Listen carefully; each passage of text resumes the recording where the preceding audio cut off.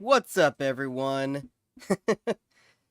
So today I am bringing you the head developer from Project EPOCH. He's going to be showcasing a little bit of the server right here.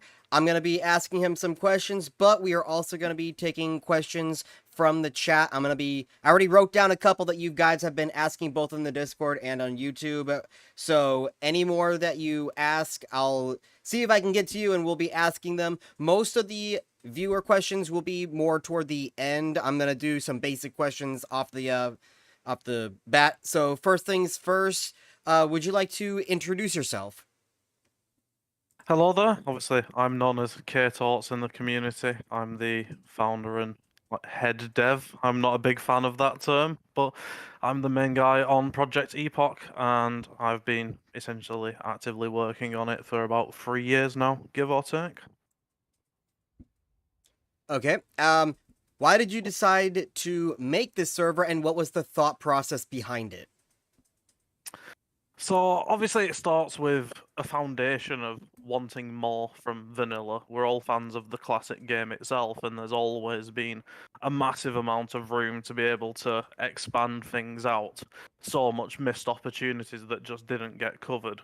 And while there are other projects in the scene that have kind of worked in a similar manner, it was using things like, the 1.12 client, which we weren't interested in using. We'd rather use Wrath and so on and so forth. I'd say the idea first started many years ago for me with a little server called Primal WoW at some point that was essentially made by the True WoW team. That was stock Wrath the Lich King client capped at level 60, going through the motions, playthrough expansions, experience, and at the end of it, I was like, this is cool, but it didn't go far enough. And that's kind of the key mantra that led to Project Epoch being what it is.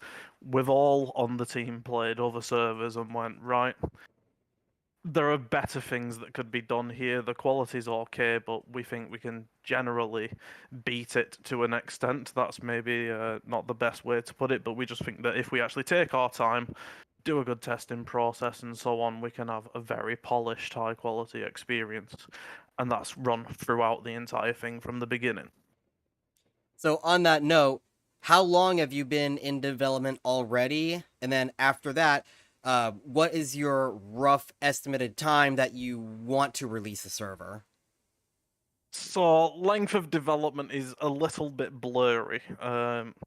So I'd say designing it probably started like 6, 7, 8 years ago. This has been a long running planning process on my part of things. I had the patch list and intended features written up for quite some time as a large design document before starting work on it. It was initially just me on Project Epoch, but there was another project running in parallel that was called Project Calidar at that point. Neither of them were particularly open projects, only mild things on the modding Discord. We ended up chatting amongst ourselves and merging those two projects together. And in the process, that's where the rest of the dev team expanded. And we also brought on like key ideas and philosophies from both projects into one coherent whole. At that point, I'd already gotten some things like Tauren Paladins were a thing at that point.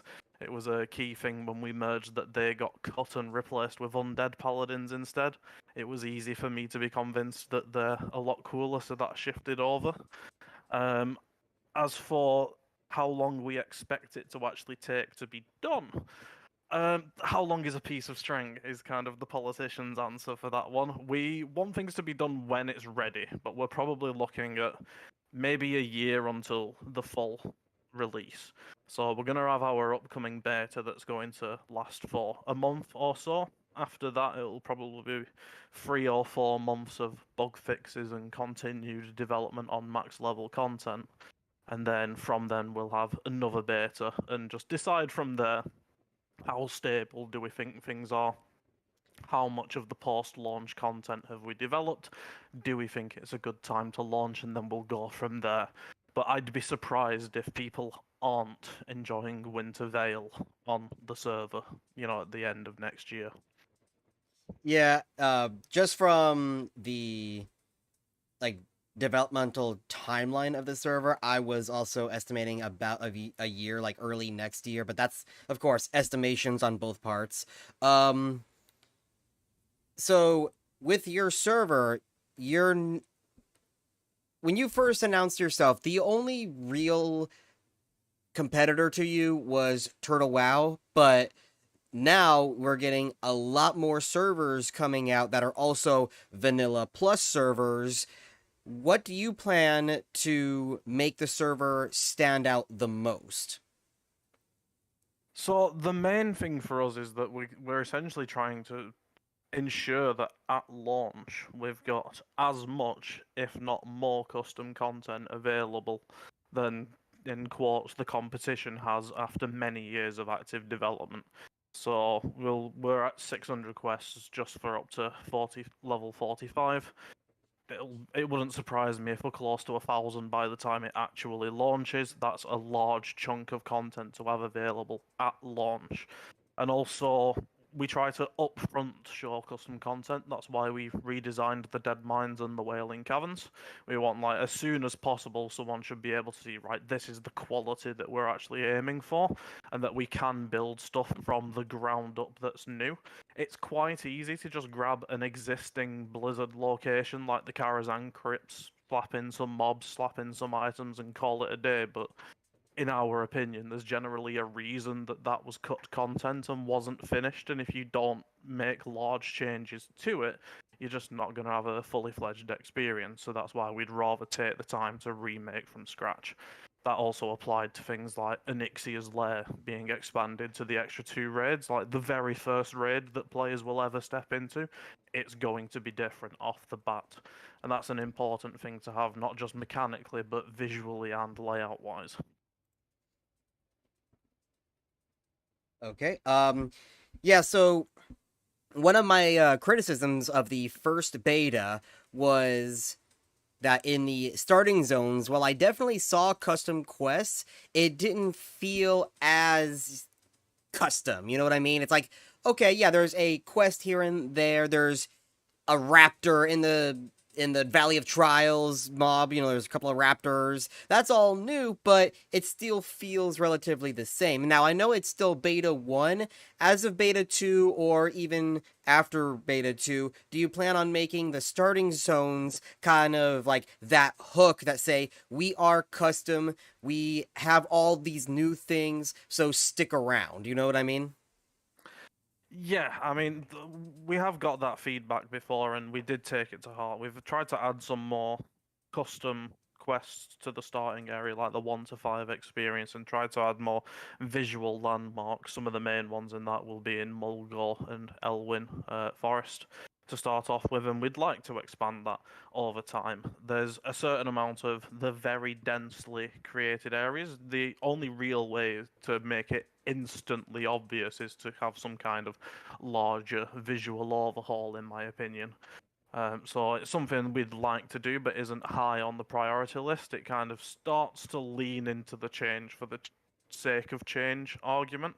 But we have also hit a point where, especially in, say, like levels 1 to 15, if we want to add in another set of custom quests, we're kind of hitting the point where we're going to have to delete some Blizzard quests to be able to fit them in without massively impacting the questing flow.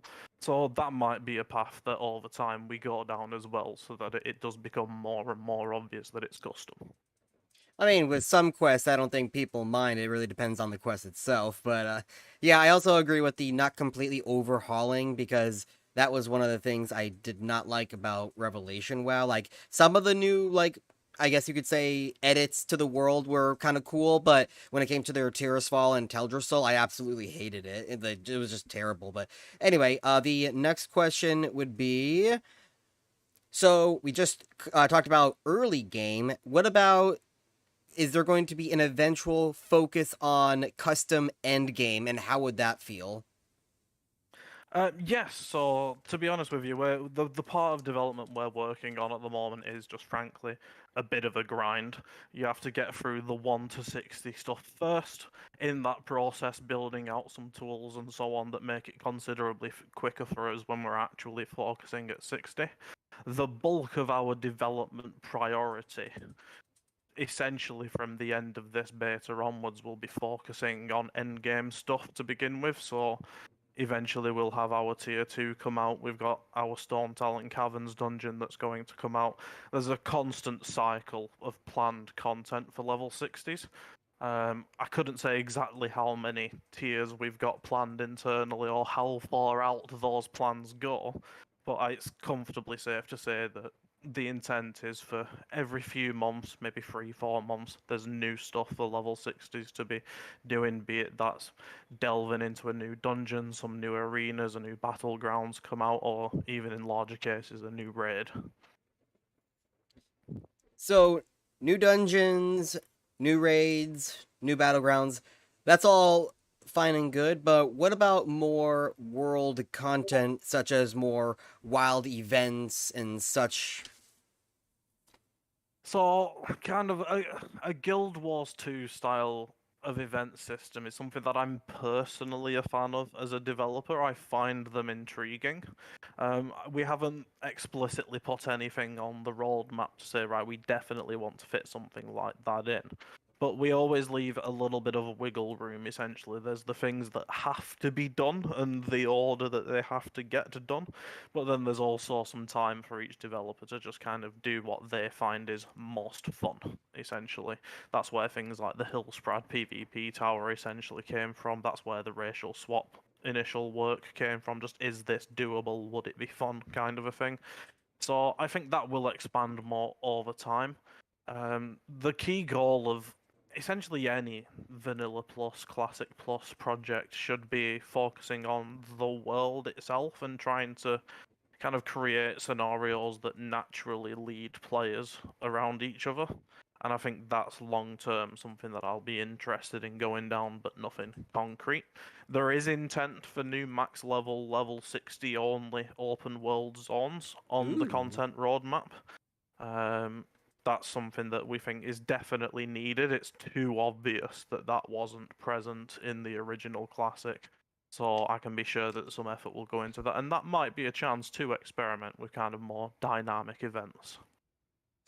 I mean, even though I hate the Legion expansion, I did like Suramar, so I'm okay with a level 60 only end game zone that just does, whatever the hell. But on that note of doing stuff in the world, I know you've already come out and shown us a little bit of the new Mario Kart-esque minigame that's going to be in the Shimmering Flats. So are there any rewards for completing it, or if not, what is the intended purpose besides just having fun and hitting people with a red shell? Yeah, actually, I'll pop in game actually and just go over that. Ooh. That will be easier. So essentially, how you would join the race where there's this person here. You get your driving license, but they also sell stuff here. We've only got the initial stuff in here at the moment, but just things like getting a shirt. I took part in the Mirage Raceway. All I got is this lousy shirt kind of a deal. A beacon, which is the same as what the race starter girls use. An ability to play Warcraft 2 music pretty much wherever you are, Ooh, and yes. some remote controlled cars as well. But we also have achievements, if I recall. Yeah, Mirage Raceway. So there's finishing first and second, finishing first race, and there's also expansions from that where you can get achievements up to like winning 100 times, for example. They're just hidden in the UI because I haven't unlocked the base one yet. Nice. Yeah, that Warcraft 2 music caught me off guard. I'm liking that. So, this is like your first real big mini game, but do you plan eventually to add more into the world? We generally find these quite interesting to do. We're hoping to see what the participation is. That's something we'll be actively tracking, how much people actually enjoy them. Things like adding some kind of basic Hearthstone gambling style system to, say, Gadget Zone. Could be a very interesting thing to do, not with gold, but say with tokens, kind of like you're at an arcade or something like that. I mean, any kind of reward, especially like cosmetics, like transmog, and just fun toys and shirts, and even mounts and pets, those are all things that people would want to go for. You know, it doesn't even have to be related to uh rating gear or anything, because I know people feel like it's mandatory at that point and they don't like that. If it's just optional stuff on the side for the collectionists out there, you're definitely going to have people want to do it just for the collection. I mean, even if you add like a Brawlgar type of situation with the Brawlers Guild, I mean, people will love stuff like that. But anyway, that's mostly the end of my general questions. I do have already a bunch here written down from viewers, and I am scanning YouTube chat as it's going, so I am reading your chats. The first one, which was actually asked on Discord like about a day or two ago, was about localization and language support for people who don't speak English. So at this moment in time, there's definitely no way for us to internally do that, and it would be a bit of a pain to work it into our how we build Project Epoch. Essentially, it's not impossible, but it's not something we're going to be actively working towards.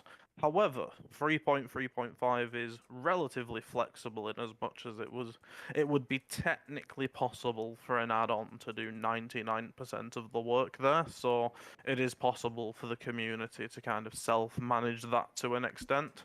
Down the line, we might say look at where the average person is playing from if there is a specific language that could benefit from localization. I won't rule it out, but it's definitely a lower priority at this moment in time. Okay. Um, I just saw this one pop up here.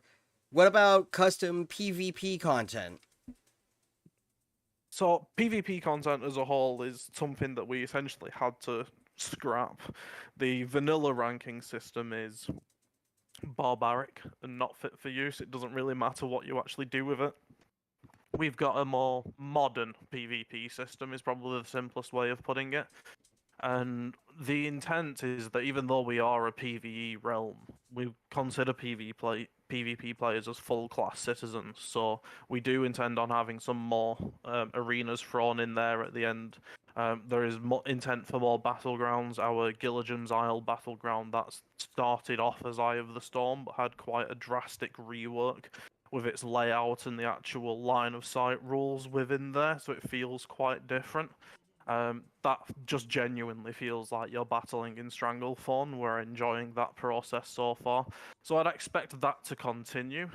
New seasons will come out roughly in line with a new major tier coming out. So let's say Blackwing Lair comes out eventually, it would make sense for there to be a new arena season at that point. We're in the process of creating the first big batch of PvP items that's essentially across every class and spec at every level bracket, so that takes a while to work through. But we also have an upgrade system, so let's say you start working on your Warsong Gulch set at level 19, you've got a helmet. When you hit level 29, you can upgrade that with some more tokens and take the same piece of armor all the way to max level. So we want PvP to feel like a wholesome part of the game. War mode will continue to be expanded. There are more rewards on the vendor already for this beta. And down the line, I'd say PvP is just going to become more prominent. I'd like us to have some more world PvP events as well. The Hillspread Tower was quite successful. A surprising amount of people, even in a lower population beta 1, ended up actually taking part in that. So I can see us expanding that to more zones, especially if there's a creative use for a zone. Yeah, that was actually going to be my next question was about the world PvP. So definitely more types of like towers and various types of things to do in the various zones. Do you ever plan to have a PvP only zone such as Wintergrass? I won't say never, but it's not currently on the to-do list. I like large-scale PvP. It's an awkward balancing act of the rewards have to be good enough that people want to go there, but not so good that people who hate PvP feel forced to go there. Do you know what I mean? So getting that fine balance is where we'll be focusing the efforts on. But as a whole, something like that could be very cool. That's obviously what Tolbarad was originally in Cataclysm. That's not what it is for us. But there's always room for some other miscellaneous South Seas style island to appear. You never know. On that note, faction balance. Are you going to do anything about preventing it from being one-sided? Faction balance, we're not hugely concerned about it at this moment in time. If we need to put in some emergency measures and say, right, if it's 30% alliance and 70% horde or the inverse, then we'll certainly consider that when the time arrives. But with us using cross-faction grouping kind of as a standard for your pug groups and so on, even if it does hit a large faction imbalance and you've got your racial shift involved as well, it's not going to completely break the game. You'll still be able to find groups, you'll still be able to roughly compete with things. Yeah, I don't think I've seen a lot of terribly imbalanced private servers. It's generally on classic servers. But anyway, uh one last question for PvP, at least for now, is what version of Altera Valley will we be seeing? At this moment in time, it's essentially as it was in Wrath of the Lich King. I do intend on sitting down and taking a look at that. At one point, it was on the content list to restore that back to the earliest version, but there are reasons why it got changed over time. So if we end up playing with Altera Valley, it's probably more likely that we kind of take it a more custom route rather than trying to target a specific version of it. We'd probably be more inclined to make it the EPOCH version of Altera Valley. There's definitely pros and cons to both the pre-nerf and nerfed version, such as the nerfed version just became well, I mean, both of them had Zergfest, but more so in the post-nerf version of it, especially with the reinforcements. You could just lock somebody to an area and grind them down. Meanwhile, the pre-nerf version had a little bit more, you would want to do the side stuff, but it wasn't as important as, of course, getting the towers down and getting to the end. So perhaps there could be a custom thing where it's more valuable to do all of these side objectives and turn in the blood and stuff, and more doing the things on the side rather than rushing to the end. And also something that I've been saying for a long time, not just for you guys, just for AV in general, is I think there should be more reward for just playing the battleground rather than winning the battleground, because when Blizzard added the reward for winning, that's when winning became the primary goal rather than playing it. So I think it should be the reverse. Yeah, I understand where you're coming from. It's definitely an area that we're going to be paying close attention to down the line. We have a little bit of wiggle room with AV specifically, where the Call to War patch won't be immediately available at launch, so we'll just have Warsong Gulch to start with. That's our testing ground for the PvP stuff, and then after launch, AV and the Gilligam's Isle battleground will become available. And I think most of that buffer of development time that we've got there will be essentially spent on AV and deciding which direction we go. Do we essentially leave it as is and tweak, or go to pre-nerf, etc.? Okay, I'm gonna ask a couple of quick questions now. So, are you gonna have titles for server first?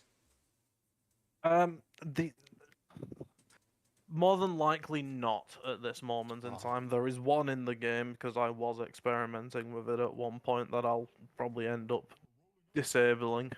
We're not a huge fan of the rush, rush, rush to level 60 mindset, and if there is a clear, distinct, unique reward, people will do it. And that kind of goes against the ethos of us wanting people to kind of slow down, smell the roses, explore the new custom content, get lost in the world. take your time. Raids won't be enabled right at the beginning, so you're just going to be sat there on your own at level 60, so even they're not having a good time at the end of it, kind of a situation. So it's unlikely that we do go the route of realm firsts. Okay, another quick question. Somebody was asking troll druids. Is that a thing? It's not planned currently. We have seen like the requests for troll druids and other racing class combinations, and like if we were ever going to add another druid, it is a very logical choice for us to go down the route of. We don't like the cataclysm forms at this moment in time, so there's kind of two paths it could go. Either everyone on the development team kind of accepts that we don't like the cataclysm forms, but it's a worthwhile endeavor, or we make our own forms.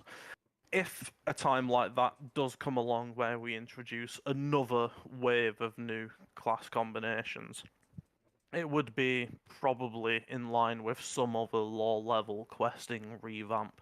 If we're going to be encouraging people to start a new set of alts, we want to make sure there's some new stuff for those alts to do more than just the race that you've got on. Because let's be real, it's cool to pick a new race and so on, but after 5 hours of playing it, a druid's a druid, and you're probably going to be more interested in like, well, what's the new dungeon that's available? What's the new quest in this town? Is there a new hub?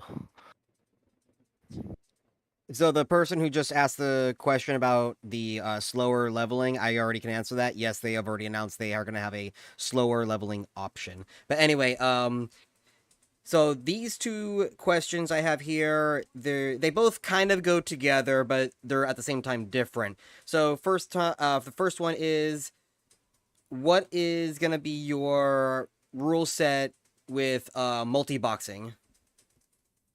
So at this moment in time, we're not pro multiboxing. That's the simplest way of putting it. Our final server rules are something that we're going to be working on closer to the time of actual launch, so everyone knows essentially what the agreement is before anyone starts making a character. If it's something like trading to yourself in a city, tucked away next to the mailbox, odds are we're not going to be able to spot that.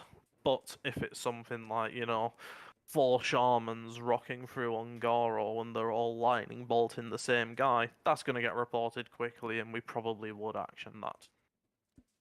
And on that same note, how are you're going to be fighting the banning of bots? The bots is a cat and mouse game for the most part. It's very reliant on players reporting yet again. Closer to launch, we're going to expand our kind of moderation and GM team so that we can actually have people stood in the common areas for bots to work. There are also interesting things that we can do as a custom server. So for example, let's say the common route for mining takes you along a specific way around the Arathi Highlands. We can move those node points and the botting's a bit useless, or put a new rare mob there that could interrupt them, or change some spawns around, or maybe that cliff doesn't even exist anymore because there's a new town there.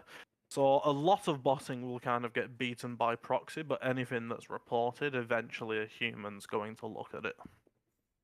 All right, so the next couple of quests are going to be talking about open world stuff. So, first one, I think I'll touch upon the new NPCs that you've announced that you're adding in, such as the new rares and the mini bosses. What kind of loot can we expect from them? So the new mini world bosses essentially have dungeon quality loot on it. It's going to be a mixture of kind of, I think it's blues and greens, mainly blues. They have a longer respawn time as well, so it's not something that you're going to just be able to easily sit there and farm. It's the intent is that you get in general chat, just people screaming, "So and so is up, let's go kill him." It should be worthwhile to kill them is the goal, and because of that rarity, we can kind of had some slightly more interesting loot there. So we do hope that people actually do go and give them a go, and if the loot feels underwhelming, we're quite happy to buff the loot. If it feels overwhelming, I will probably leave it at overwhelming and just increase the spawn rate or something along those lines, or make it mechanically more difficult to actually get to those items. On that note, I thought about a question for myself. So, as a hunter, are you going to be adding any more like unique looking rare pets? You know, like Humar is the only black lion in the game, and he's a rare spawn. Is there going to be any more unique looking pets that are rare or hard to find, or even just quest mobs? Yes is the general answer to that. I mean, one that people have already seen recently in a media post is a kind of a, what's the term? Like a ghostly tiger that you can find in Altera, I believe it's technically part of. I expect that is going to be camped to living hell. There is a moth somewhere out in the world. I expect that to get camped as well.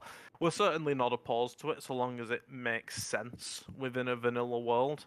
So the odds of us having something like, I don't know, a Ravasaur or whatever they're called from the Burning Crusade, odds are that's not going to be present because how did it get to Azeroth? That's from Outlands. So things like that won't make sense.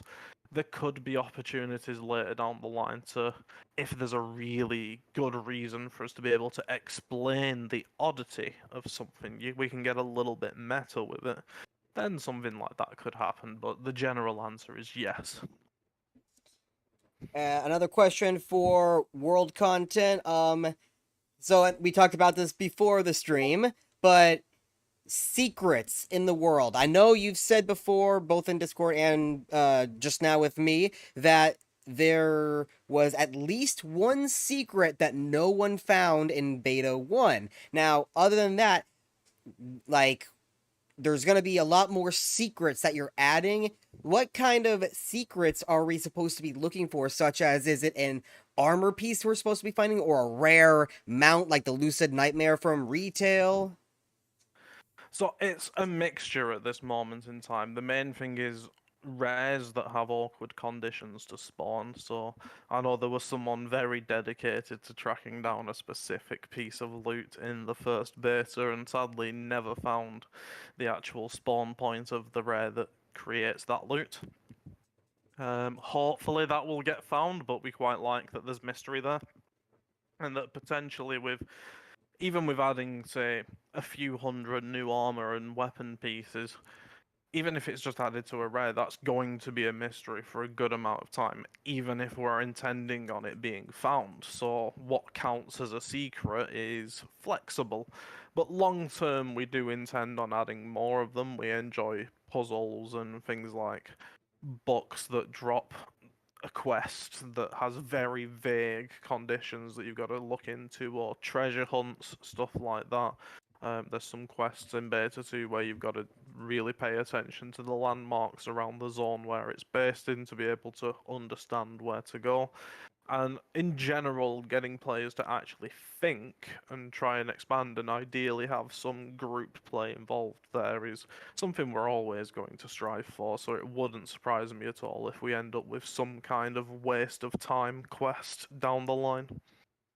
My absolute favorite thing from vanilla is the fact that you go into Zul'Farrak, and upon killing a random enemy, you find a tablet that tells you about a magical hammer that you could find in an altar in the hinterlands. You go to the hinterlands, you find that mallet, you have to ascend their city to the altar in order to turn it into that special mallet. When you return to Zul'Farrak, you get to summon their boss, Gazrilla, which opens up so much more, you know, the quest to get the carrot on the stick. He's got the neat armor he drops. Like, that's my favorite thing from Vanilla WoW. So to have more stuff like that is very cool. So other than that, I'm gonna move on from the world content, and we're gonna go more into stats and professions and stuff like that, because a lot of people, I do see you asking about talents. That's coming up, but before that, I want to ask about tier sets. So somebody early in the chat asked about tier sets with current ones and new ones, are we going to be getting new tier sets, and will old ones be getting new looks or stats, and will they be for all specs versus just one spec per class? So the aim is to have tier sets that are usable by as many people as possible, and often that's going to be down to essentially creating a set per spec. Sometimes you can be a little bit more broad with it, and where we can, we will. As for things like existing sets, because our tier 2 isn't Blackwing layer, it will be our own tier 2. Essentially, every piece of loot from then onwards, even if it's an original Blizzard item, is going to have to be touched. Because Blackwing layer can't come out, say, some point after tier 2 and then be weaker than the original tier 2, so all the loot in there is going to need some tweak. We might look at them and either just play with the numbers purely, or we might radically overhaul items. Just depends on the individual case. The acquisition of tier sets is something that we're still currently experimenting with internally. If you try and essentially get 20 odd specs to be able to have their own tier sets, you do eventually hit a boss can only drop so much. In Naxxramas started moving towards tokens, so maybe we go down a token route. That feels a little bit boring, just picking up some items from a vendor, so maybe we go tokens with some extra step. One thing we've talked about internally is maybe you get some base item, you've got to combine it with some other reagent at a specific spot within Molten Core, and then you're crafting your tier set there. And the reagent that went into it affects the item that came out. Something like that could be interesting, but we want to make sure that whichever path we go down, we can make it very clear to players at the moment that a boss drops something, what item does that mean for them? Because one thing we dislike with tokens is that, say, some new tier shoulder token drops. What does that mean? If you've not looked at the vendor, how do you know what the stats are? Do you know if it's an upgrade right at that moment in time without a WoW head or an Atlas loot? It's going to be kind of cumbersome. Do you go there before the raid and write down every possible item that could drop? So whichever path we go down, we want to make sure that visibility is key, and that's where Vanilla's advantage of an item drops, the item is the item, give it to the person, check the stats on it. That simplicity is something that we'd like to retain. So it's very flexible at this moment in time. I'd say expect something a lot more concrete towards beta 3 going out, because that's when we'll want people to actually experiment with it and let us know if we've created something that's either too convoluted or too boring. So just now, somebody in the chat asked a question that actually is relevant to what you were saying just now about the Atlas loot and such, which is, do you eventually plan to make your own website database like Turtle WoW did for all of their custom content? At this moment in time, the very simple answer to that is no. We like there being some mystery. It's fine if the community creates their own wiki or their own database, similar to how Alakazam and Thoughtbot originally started. It's not like Blizzard have ever had their own database. It's always been third party. There is a lot of value in things not only being secret but remaining secret if nobody's found them, or if guilds don't want to share certain information so that their competitive guilds can't have the same strats as them. There might be some case down the line where we say, if a patch has come out and it's been 6 months since that patch, maybe anything that was tagged as entering in that patch becomes available on some database, so there's a buffer of if no one's found it for X many months, then it becomes available. But that would be us essentially being as nice as we possibly can while trying to retain mystery. If that turns out to be too much of a pain to do, we're just going to lean on the side of probably not, and people will rely on spreadsheets and so on to update, and it'll all be community generated. I'll tell you, back in actual vanilla and TBC, I found somewhere online somebody posted a map of the various dungeons because remember, dungeons didn't have their own maps in game. So I printed out the map and with a pen wrote down where all of the bosses are and what they dropped. And I still have those maps from 2006 or 7 to this day. But anyway, the next question is on, I'm going to do this one right here. Professions. Now I know you're adding a lot of new stuff to professions, especially while you're leveling, but are you going to be adding, uh, like unique items to the various specs, such as if somebody in blacksmithing goes armor smith versus weaponsmith? At the moment, we don't have any plans for extra specializations within the existing professions. It's an interesting idea, so it has come up internally a couple times, but we've never found something that we were concretely going to go towards. For topics like that, we essentially view it as we're building this over the next 5, 6, 7, 8 years. It's a long-running endeavor. I won't rule anything out because it could come out down the line, essentially. At the moment, the focus is just on adding more stuff within the existing vanilla structure that exists. So, more recipes, more drops. The new dungeons are going to drop new recipes as well, so there's just going to be, in general, more to do, but not necessarily getting more complex, if that makes sense. All right. All right, guys, I'm going to finally ask your goddamn question because you've been spamming it in the chat. But will there be any new talents or updated talents on top of the TBC ones that you're aiming for? So I won't say never. So that's the simplest thing to start with. We're building a TBC base, and the idea is the class fun at that base, and the numbers can be resolved around that point quite easily.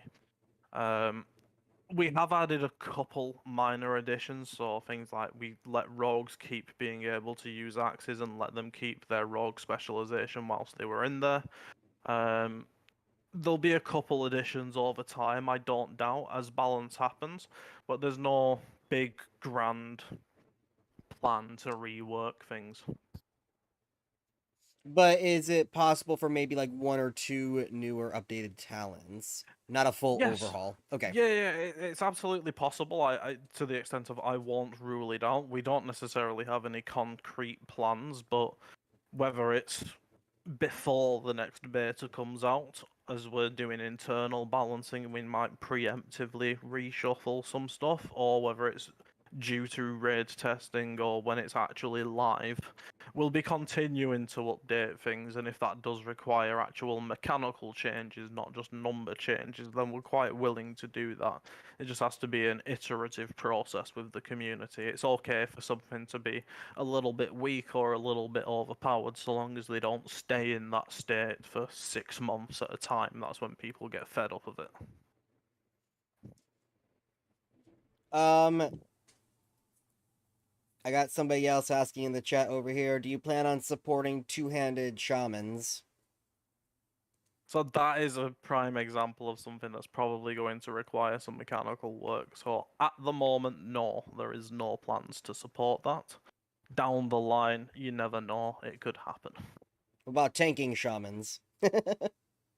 That's the same general line. That I think tanking shamans would require considerably less tweaking to make work I than feel like two-handed the shaman, but I won't rule it out. I feel like at least with tanking shaman, the base is already there because they have aggro pulling abilities and stuff. So the base is there. It's just probably got to be tweaked a little bit to make it more viable. But anyway, the next question is gonna be: are you going to support a hardcore mode?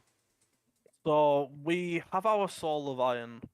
That's essentially how it worked in Season of Mastery for Blizzard. That's not full hardcore in the realm of some of the hardcore rule set that's going on with Classic Era and so on and so forth.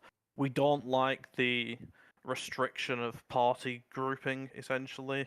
We don't like the restrictions on trading. Like, it's fun having this little hardcore community, but it's almost its own entirely separate thing that the majority of players who aren't taking part in it can only, they're like ghosts. They're people, but they're as good as bots. You can't do anything with them, and that's something that we really ideally want to avoid. One of the advantages of Season of Mastery and just kind of handing the power over that to the community is that they can create their own rule sets and define what they consider failure themselves. And it's only a recent addition that we've had servers that control the rule set and enforce it and make sure your character gets deleted or make sure that you can't do that trading. The majority of hardcore has been done on Blizzard Realms, where it's been managed by an add-on and everyone's kind of buddy system agreeing that we're all going to play this game the same way and you're not going to cheat and lie about it. And I think that mentality will generally carry over to a rough approximation on a private server. So, can you please tell me how the Season of Mastery hardcore works? Because, I didn't look into Season of Mastery because I was not interested, so I don't know what the Soul of Iron is going to entail, really. Yeah, let me just whip up a fresh character real quick just to do that. So this character has never died. Let's go Stormwind. And let's just go to the park. Woo! Flashing. Oh yeah. Stormwind is weird. So basically there's an NPC in each major city called a chronicler. You can go up to them and speak to them. You say, right, why would one pursue this path? I do not pretend to fully grasp. Are you sure you want to do it? Yes. And then now you're marked as you've never known defeat. You've never died. So because of that, I also have this, where I can just flex and look fancy. That's just a way to show off. If I get to level 60, I will get a title, which I believe was the Iron Wrought. It might have got renamed, so I apologize if that changes. And then if I just go to Duskwood, let's just die somewhere in Duskwood. Let's find something to kill me. Hello, you. Go on.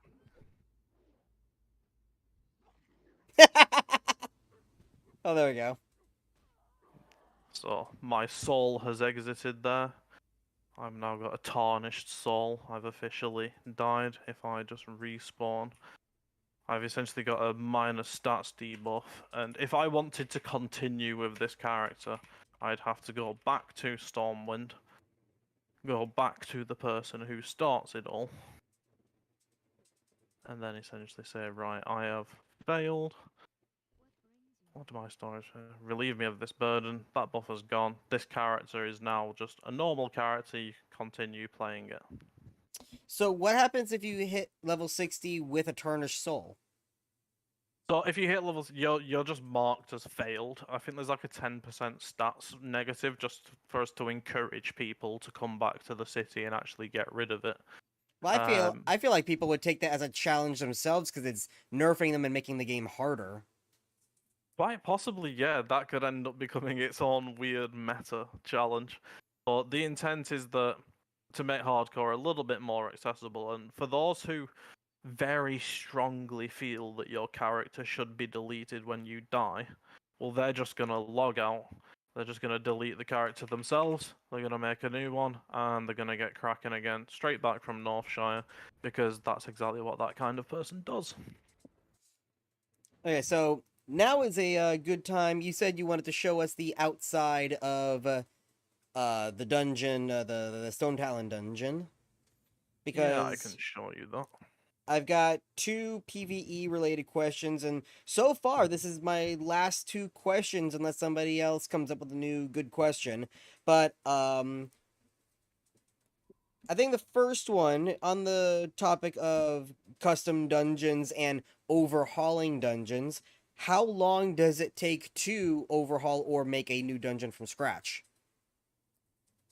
Making a new dungeon from scratch, like literally from scratch, brand new, generally a process of about 2-3 months on average. That's from starting to plan it, actually getting the modeling in, doing the initial trash and testing things out. Yeah, about 3 months is a good average time for it. It's gotten a little bit quicker as we went on, so the dead mines took the longest. The whaling caverns, because of things we'd learned from the dead mines, took literally half as long. There's another thing out there in beta 2 that took even less time to make. When people find that, hopefully they can have a look at that and see what they think. And it's just an iterative process. Generally, the art gets finished quite a bit before the programming and the design type of things has been finished. So the interior of Stone Talon Caverns is essentially done. There's no bosses in there yet, so we'll be working on that pretty much essentially as soon as beta ends. Okay, so you said it was getting quicker and quicker. So if you were to, let's say, overhaul, I don't know, Shadowfang Keep or something, how long would it take, roughly? I'd say 6 weeks to 2 months is a good estimate of assuming that pretty much everyone on the team is only focusing on that task. If there's other things that need juggling at the same time, then obviously it can shift a little bit. But on average, actual human work done, yeah, I'd say around that time frame. Okay, so the next question is okay, I remember what it was. So, with new raids and new dungeons and such, primarily in the end game with the new or new raids rather, how do you plan on balancing the tiers when it comes to the pre-existing tiers? So, whereas at this moment in time, our current plan is to embrace the fact that there's going to be some power creep. You can't add new raids and new dungeons without the item level going up at the same time. Otherwise, those new pieces of content will just become not as meaningful to go there. You could add a new dungeon and nobody arrives. So the intent is for, let's say, a major tier raid. It's probably only going to go up by about 7 or 8 item level over the previous, like tier 1 to tier 2 is only going to be about 7 or 8 item levels. So we've kind of squished the amount of item level that each tier goes up by, knowing that we've got a lot more tiers on top. And down the line, we might have slightly bloated numbers. It's not much different to Blizzard. We can try and manage it ahead of time, but it's going to happen. But that's a 4 years down the line future me problem. Real quick, that ore that's in front of you, is that adamantine? It's probably using the adamantine model, but that's actually called coprolite. Is that part of a quest or is that a new item you can acquire? Both. So that Stone Talent Caverns and Coprolite will show up both in the dungeon, and there are existing quests that lead you here for the Horde, so they understand what's going on better than the Alliance, and that is a quest giver at the end of it. Okay, so it's probably like when you have to farm Cobalt in Feralus, because Cobalt is not an actual item you can get for professions until Northrend, but it exists in the game in vanilla. Yeah, So, exactly.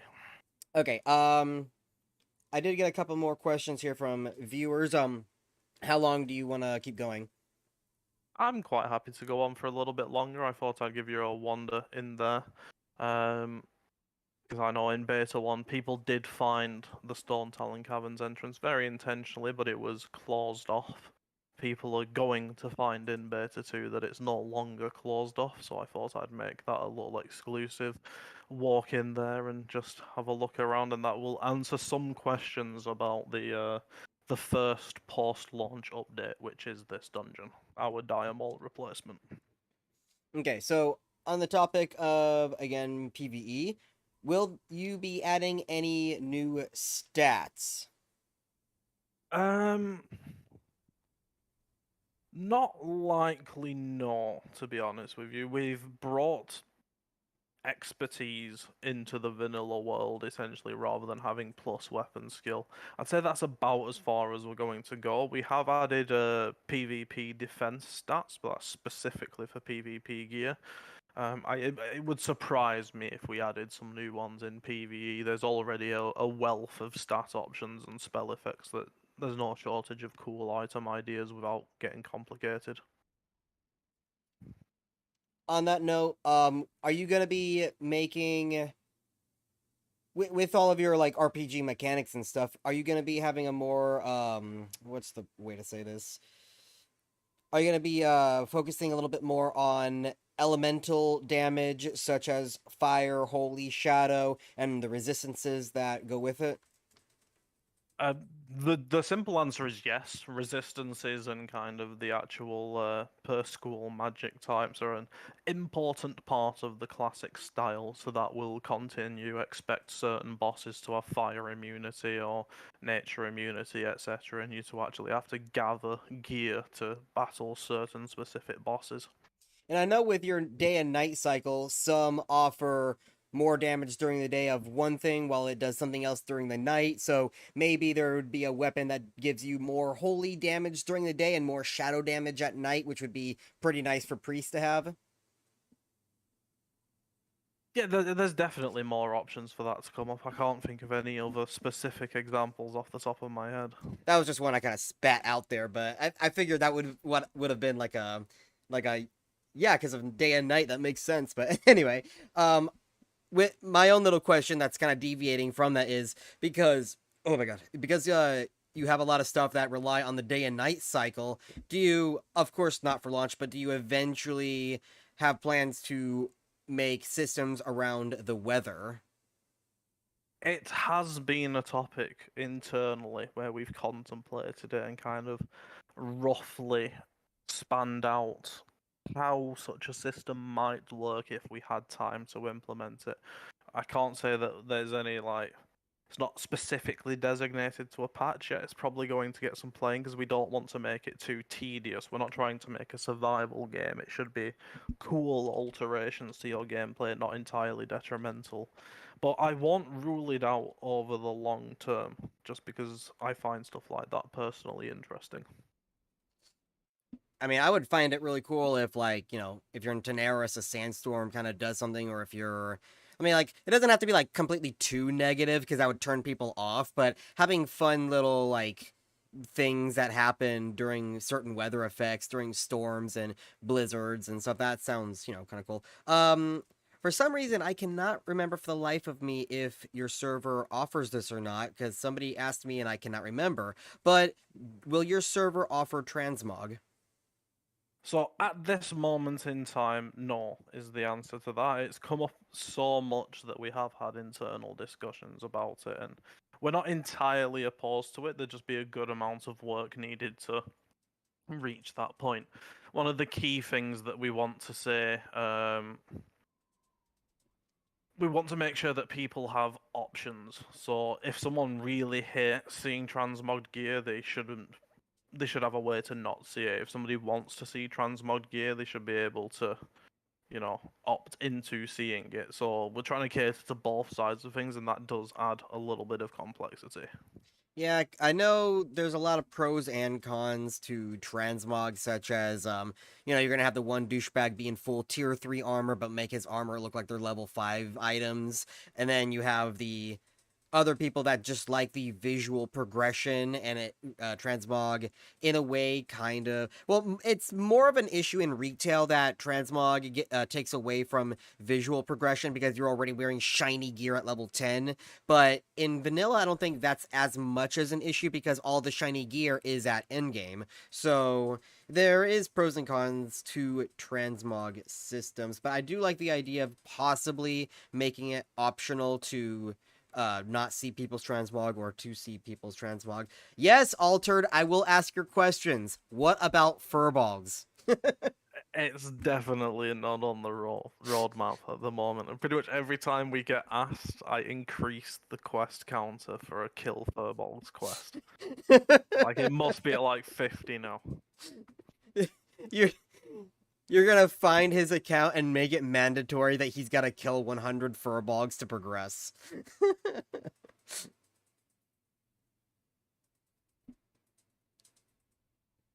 um Hatson over here is asking, will items such as the Savory Delight or Noggin Fogger maintain in Druid shapeshift forms?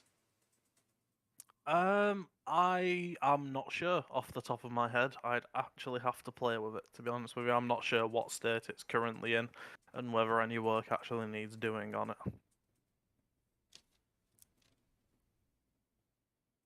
Oh, I did. Okay, I wrote down your question and I forgot to ask it. Somebody just asked, and I wrote it down earlier in the stream, and I forgot to ask you. So a lot of what's the best way to say this? Issue that people have with private servers is more or less the fear of losing their server because the server gets shut down by Blizzard. What steps are you taking to prevent that? I mean, realistically, there's only so much you can do. If the Eye of Sauron decides to bless you with its gaze, then they're a much bigger entity than we are. So we'd see what would happen. I don't think we'd immediately cave, but at the same time, this is a hobby. No one's going bankrupt or potentially risking any kind of prison or whatever, which I don't think would ever happen for a hobby. So if it happens, we'll cross that bridge when it comes, but personally, I'm very skeptical that it happens anywhere as near as often as many private server admins claim. It's I an mean, easy excuse to shut down your server more often than I not. think the majority of private servers just shut down because they have no one playing them. But you mentioned something there, and that got me with another question. So I recently put out a video on why it's okay for private servers to monetize, and it's because of the costs of just hosting the server in general. Do you have any plans to monetize the server, and how would that go? Eventually, yes, it's not high on the list, so our general opinion on a shop is that no shop's going to go up until A, after launch, and B, after launch has been stable. If people can't play the game, they can't buy things for the game. That should be a very simple rule. No selling access to betas. Things should be entirely cosmetic, nothing pay to win, none of this. Mobile bank, mobile auction Oh house God, yeah. nonsense. If we include mounts, it's not going to be something like super high res from a later expansion. Don't expect Shadowlands mounts roaming around Kalimdor, it just looks weird.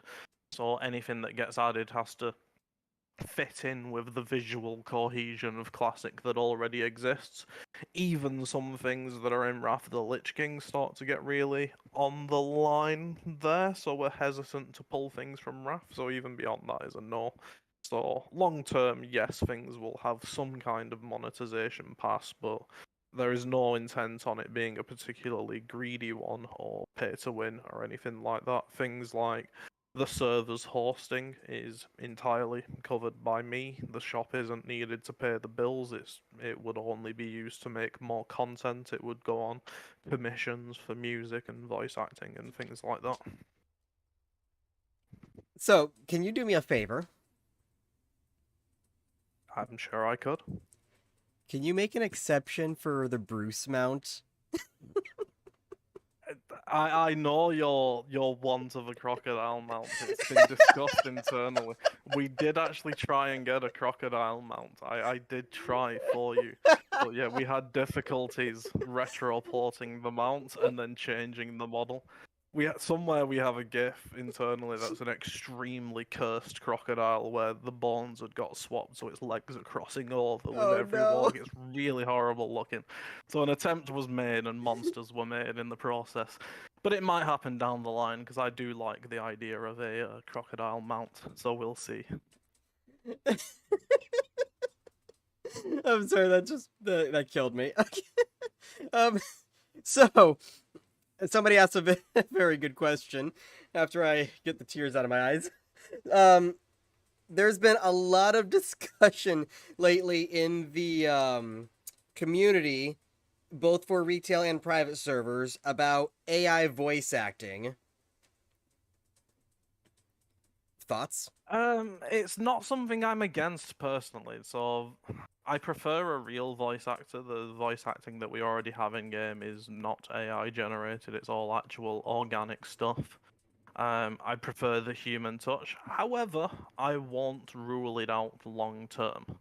If Well, it's I a path think to us being able to have more options, we're probably going to investigate it down the line. I've played with it. Right now it's extremely samely. You need to give it a massive sample size to actually get it to work properly, but the various WoW add-ons that are, introducing voice acting into the game are proof that it's more than possible.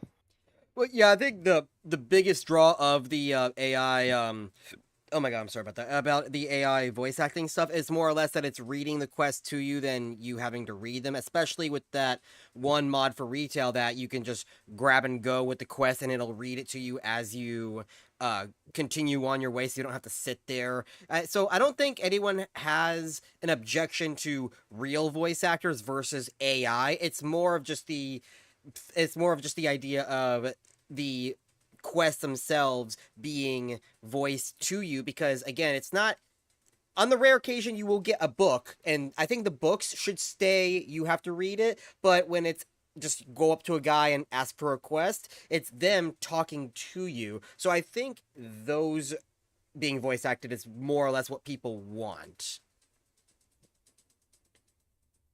Yeah, I agree. Going down that path would be something we'd be definitely interested in doing eventually. We've not put a lot of weight behind it, but I don't see why not, personally. It's only going to get better with time. Dr. Bloomblunt, no, Restalion is not better than Bruce. You shut up. Anyway, the next question is oh god.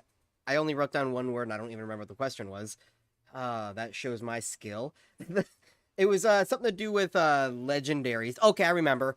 Are there any plans to add new legendaries or add in legendaries that were removed, such as the necklace from Molten Core?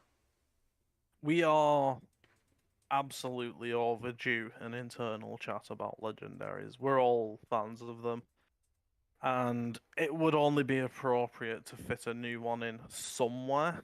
We just don't necessarily know where yet. The example of the necklace that only dropped once could be a cool thing to recreate.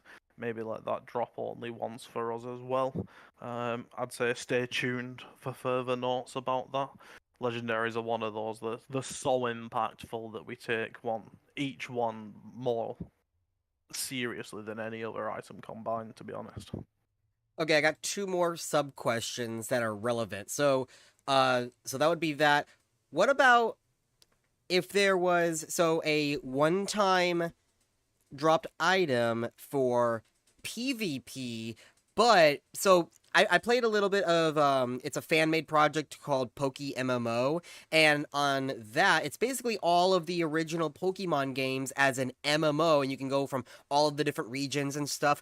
But legendaries, there's only one legendary of whatever type per that one server, and the only way to keep your legendary is if you don't lose it in a battle. So that's the only way to keep one legendary, of course. So what if there was a legendary, even one or two PvP weapons that the person can keep it as long as they don't die to another player? If another player kills them, then they get the weapon.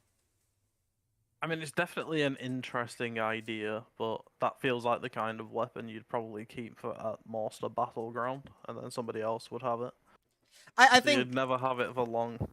I think that's a good compromise. Like just having like uh what's that fucking battleground called? The Kodam the Mogu one where it's got like the balls and it's kind of like in the middle. Temple of Kot Morgu, yeah. Yeah. What if it's like that where it's kind of like hidden in the battleground or whatever, and the first person to find it, let's say it's in Altera Valley, it can be randomly spawned in one of like 10 locations on the map. First person to find it gets the weapon and can use it until somebody kills them and then they get the weapon.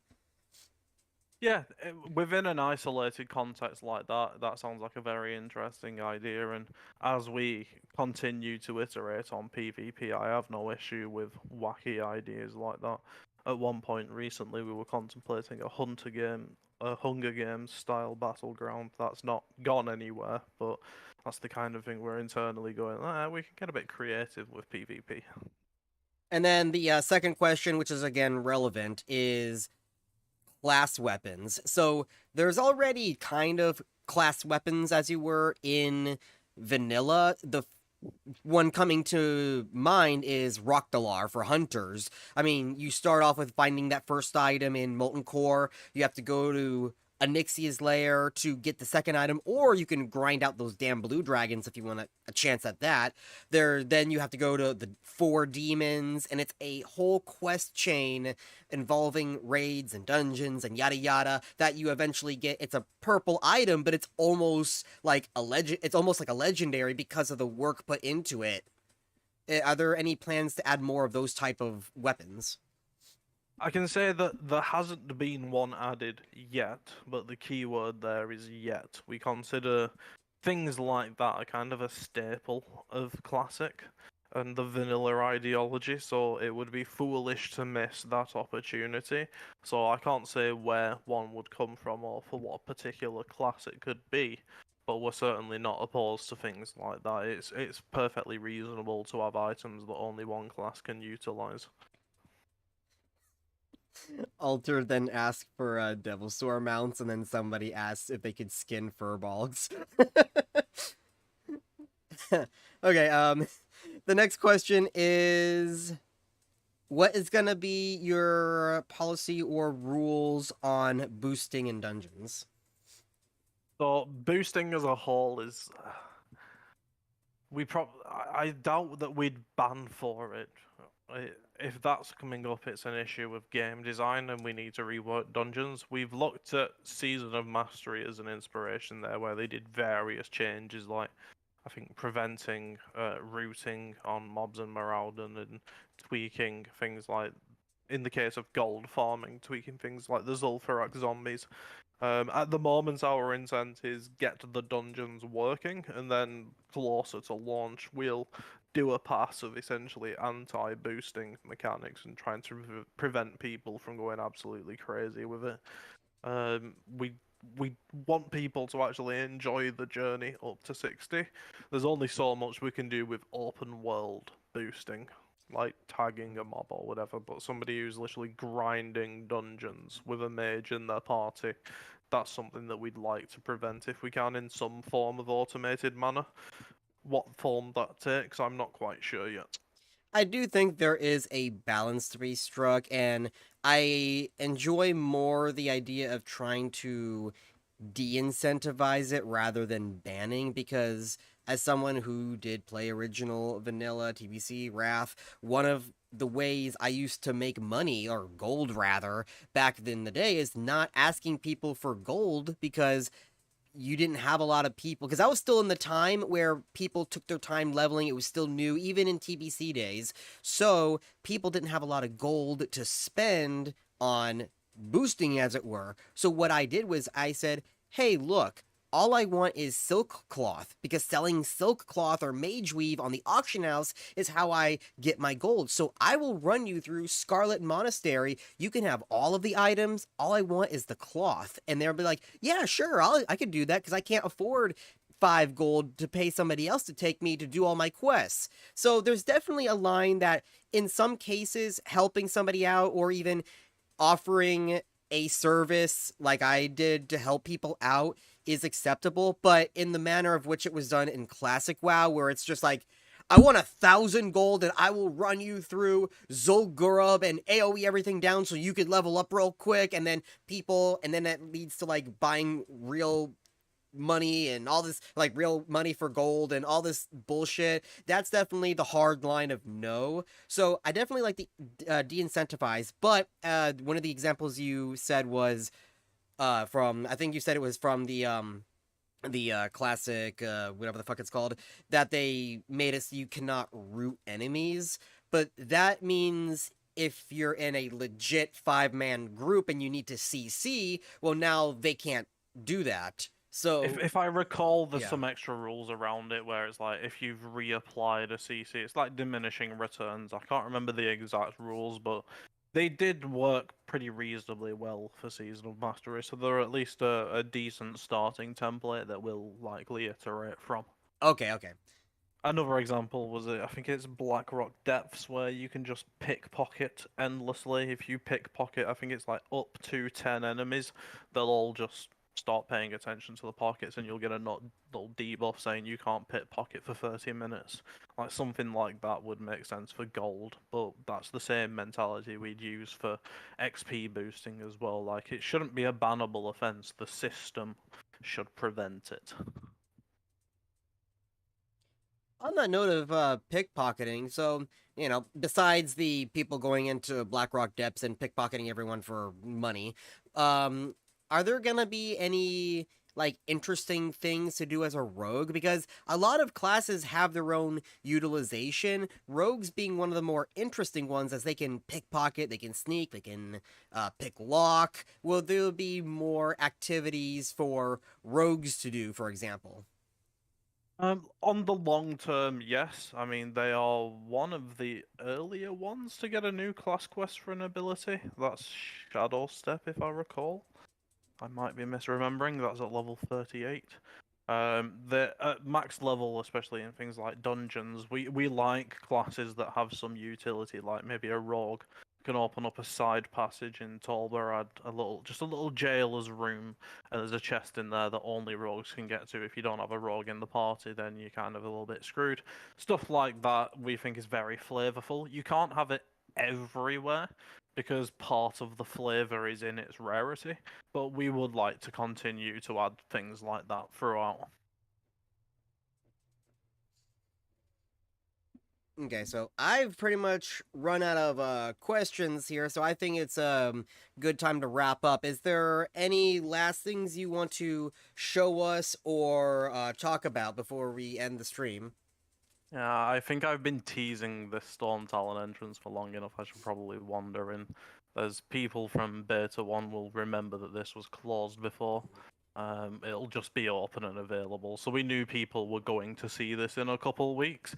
Didn't really warrant its own fancy video, so you might as well have a look now at Storm Talon and up to the entrance of Storm Talon. So I'll just wander around here.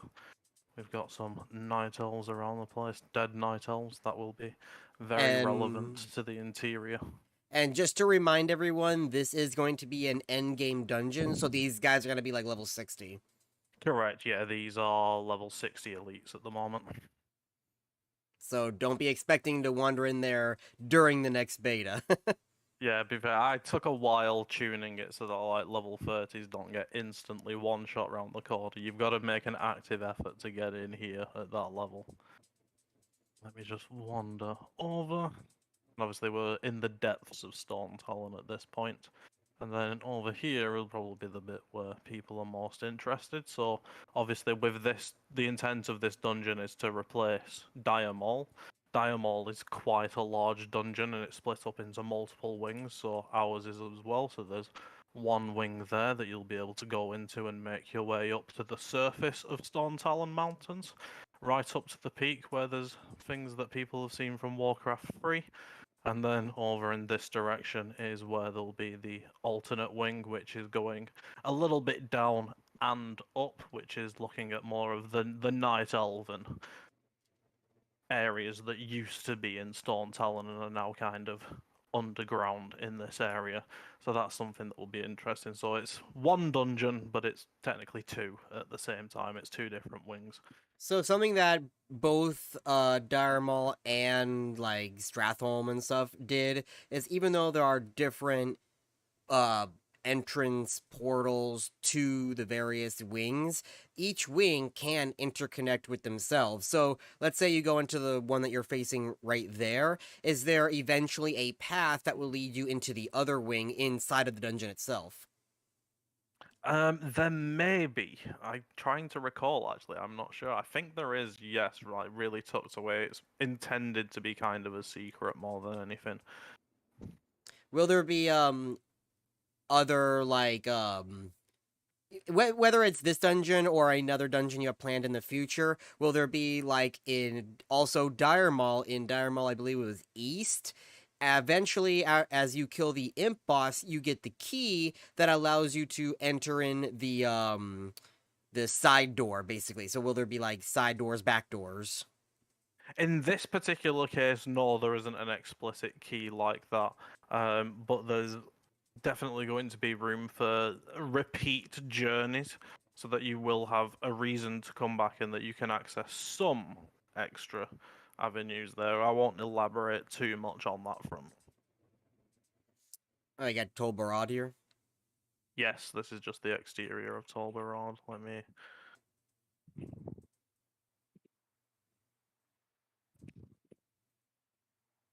Yeah, that's another thing you wondered about. So just where it is right in the middle of the ocean there. So there's no spawns on here purely because they're switched off on the branch that I'm currently on. Because we didn't want spawns to be here in the next beta, and this is the beta branch that I'm on. Just so you can get a rough idea of the island, and then once I get through here, I'll just speed up a little bit.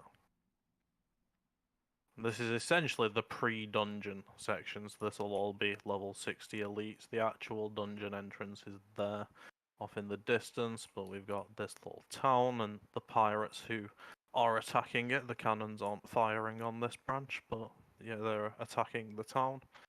And there'll be various little, just like any pre-dungeon bit, there will be some quest objectives that you can do on the main island itself. It's not intended to be a big area, it's literally the pre-dungeon section before you go in. Nice.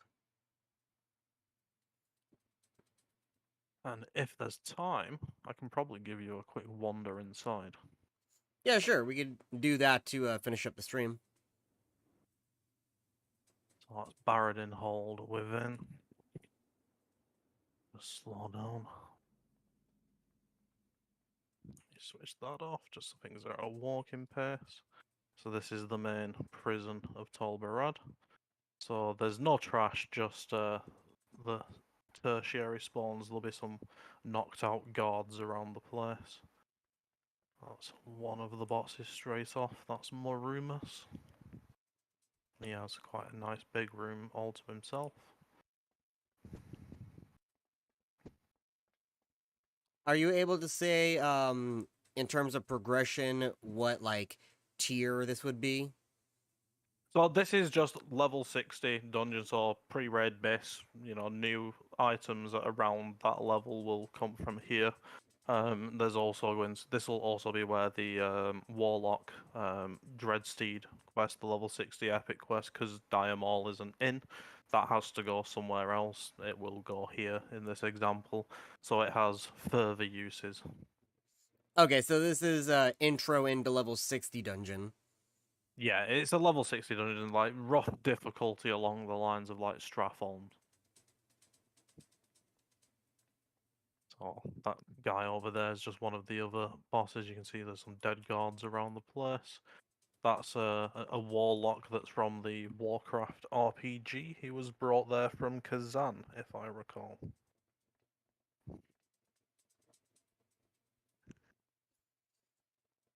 It's just a dead end. But this is the kind of thing that I mean if I just wander over here. There are lots of little side rooms like this. This is the kind of room where the intent is to put a door here that, say, only a rogue can get through. Real quick, if you want to answer this question, this person's asked it several times now. They would like to know a little bit more about the devs in general, because I know you talked about yourself earlier. Are you able to talk about more about you and your uh, the other devs, like background and how did you all meet, etc.? So I've been modding and experimenting with modding for far longer than I'd like to admit, probably like 7, 8 years or something ridiculous like that. In the process, just kind of experimenting on our own without an explicit project. When I started this, I'd only been working on it actively for about 3 months before, through another modder that we knew together, Eridoon and Magic joined from their previous project. And it was a relatively smooth transition, to be honest with you. Everyone just hopped into the team. I had like 2, 3 days of chats about which things from each project we were going to cull or keep, quick reworks of the intended content pipeline just for ideas that people had that I hadn't had before that point. And then we just formally went from there. I know that the other main members of the team, say Magic, Eridoon, they've been modding for about 3-4 years now, give or take. So not a short amount of time, but it's not we've not like been involved in some other major project. So, a good question just came up from as you were wandering Tolbarad here is, do you plan on utilizing more aspects from the RPG? Yes, so lore-wise, we kind of continue ourselves being able to go our own way. So lore is um, essentially a mixture of the RPG, the comic books, vanilla lore itself, and every now and again pinching things from, say, future retail. Most of it's garbage, some of it's okay. So we're allowing ourselves to become our own timeline, essentially, and that also kind of leaned into the meta of the server with the bronze dragon, the infinite dragonflight taking out the beta realm at the end. um, for the because I know in the last beta you guys had the whole infinite dragons attacking as an event for us to play around with. Do you plan on doing anything like that in beta 2? There's nothing been concretely planned, but to be perfectly honest, that end of beta event was made by the devs in about 3 days. We weren't going to have one, and we just got really excited about the idea of doing it. There hadn't been as many bugs reported. The server had become stable at that point, so we had the opportunity to have essentially a bit of fun with the community. Something like that might come up again. There hasn't been a concrete plan, like I said, but so long as things are going relatively smoothly, I don't doubt that the devs will get interested by the idea again. I know definitely a positive of the first beta was the fact that you guys were being DDoSed and it didn't affect the server at all. Yeah, that went pretty positively, to be honest with you. The server that we have for the betas is going to be the same server as the production, like the live server when we actually have a launch. Like it's spec'd out identically, and it's just been sat there idle this entire time. But that's a different matter entirely. And the intent was that if anything does happen, it's treated like it was live, and that went successfully. These new areas, are you gonna have them labeled on the map? Long term, yes, that's the intent. We don't have anyone on staff currently who's doing UI work like that. The main reason for that is we weren't entirely sure what new things we were going to add in every single zone, like the new area that's in Ferrolas, the neutral auger compound. That was a spur of the moment decision. So essentially, as we get closer to launch and any new world locations are essentially finalized, that's when we'll start the process of polishing those things up. Are you able to show us the Blazing Foothills? Yeah, sure.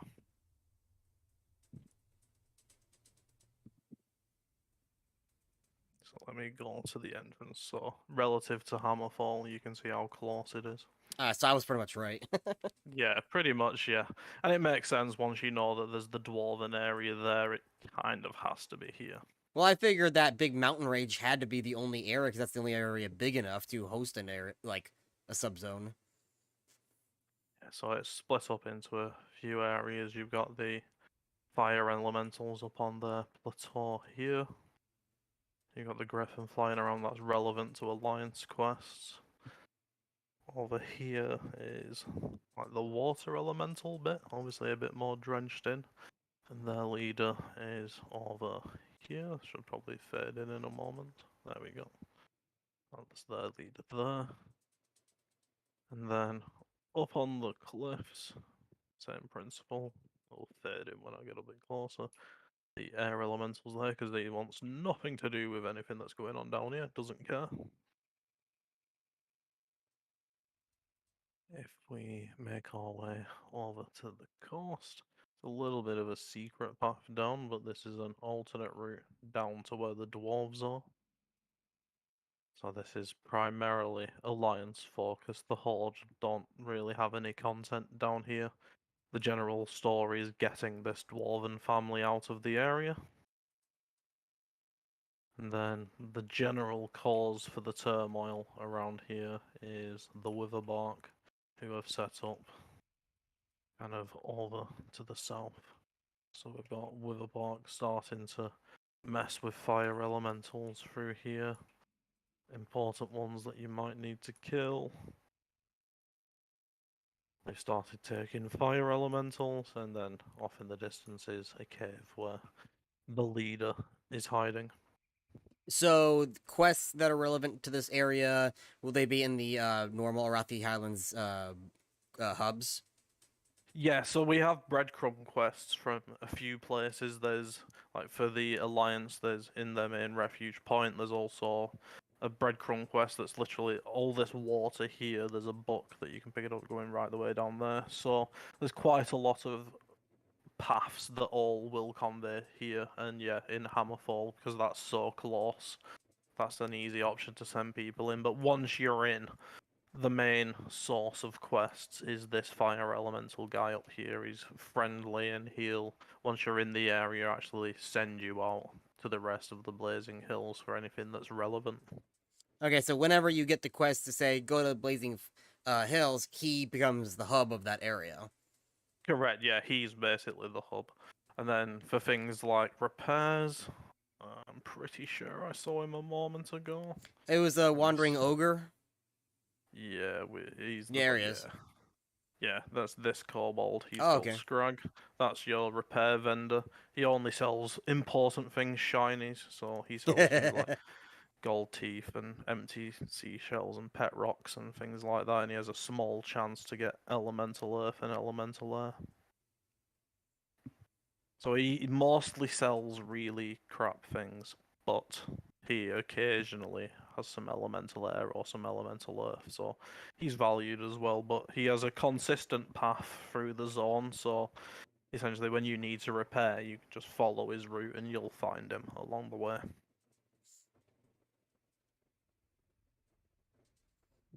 Incentive, I have already asked that question, but anyway, I think we are done. We went on for like an hour and a half now. Yeah, it's definitely gone over the intended. We knew that was gonna happen, though. Yeah, definitely. All right, well, I had fun. We definitely learned a lot. I think everyone enjoyed. I definitely saw positives in the chat saying they are liking a lot of what they're hearing about this server. So, definitely hyped. Any last things you want to say before I close it up? I suppose the main thing is just obviously feel free to hop onto the beta. We have our pre-registration and pre-download opening on the 20th, and the actual server will switch on the 27th. We'll have an exact time a little bit closer to that, but it'll generally be, kind of in the afternoon in my time zone, so that's when it usually works out being. So we'll let people know, but feel free to hop on. It's an open beta. Any feedback's welcome, the more the merrier, so feel free to hop on. All right, thank you. I liked this interview. I hope we can have more of them in the future. I agree. Thank you very much for your time. All right, guys, we will see you in the beta just like about a week from now. But in 4 days, you could start installing and getting up your accounts and everything so that you're ready for when it does go live. So, anyway, I'll see all of you later. Bye.